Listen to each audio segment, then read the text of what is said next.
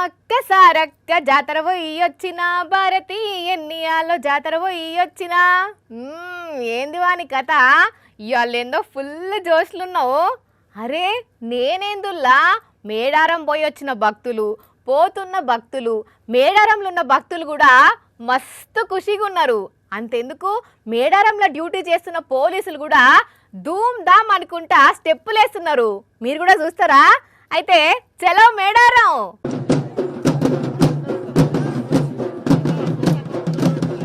ఏయ్ పోలీసులు సూపర్ గా స్టెప్పులు వేస్తున్నారు కదా.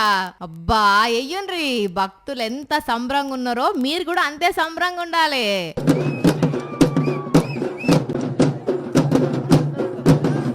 రోజు లక్షల మంది మేడారం పోయి అమ్మవార్లను దర్శనం చేసుకుంటున్నారు కదా.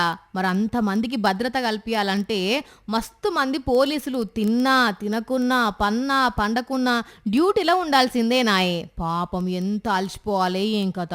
అందుకే ఒక్కసారికి ఇట్లా డప్పుల సప్పులకు డాన్సులు చేసిర్రు అన్నట్టు మంత్రి సీతక్క మేడంతో కూడా కాలు కలిపిండ్రు.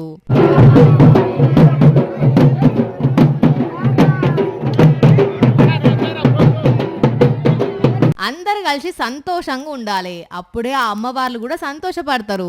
ఇక మేడారంలో ఏర్పాట్లు కూడా బగ్గనే ఉన్నాయి కాబట్టి భక్తులు వచ్చి మంచిగానే దర్శనం చేసుకొని పోతున్నారు.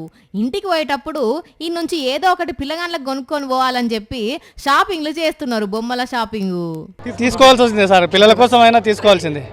గుర్తుంటా సార్, ఒకటి సమ్మక్క సారక్క మేడారం జాతరకు వచ్చినందుకు ఒక గుర్తు సార్. డ్యూటీతో పాటు మీరు డ్యూటీ చేసి వస్తున్నావు కానీ మాకేం చేస్తున్నావు డాడీ అని అడుగుతున్నారు సార్. సూషిన్ రానుల్లా పోలీసులు కూడా కొనుక్కపోతున్నారు, అట్లనే మూలికలు అమ్ముతున్నారు. వాళ్ళకి సంబంధించిన వనమూలికలతోని ప్రకృతి ఆ తల్లి నీడతోని తోడు అన్ని రకాలుగా విజయం. శరణు సమ్మక్క జయం. ఇంకా రకరకాల దుకాణాలు పెడితే ఈడికి వచ్చిన వాళ్ళు ఎవరికి ఏం నచ్చుతో అవి కొనుక్కొని పోతున్నారు. మంచిగా భారీ రేట్లు ఉన్నాయి ఇక్కడైతే. రేట్లు బాగున్నాయి. సమ్మక్క జాతర కాబట్టి అంతేనా? ఆ దేవుడు ఏదొచ్చినా మాకు వరమేది. ఇట్లా పతొక్కలు మస్తు సంతోషంగా మొక్కులు పెట్టుకొని ఇళ్ళకి చేరుకుంటున్నారు.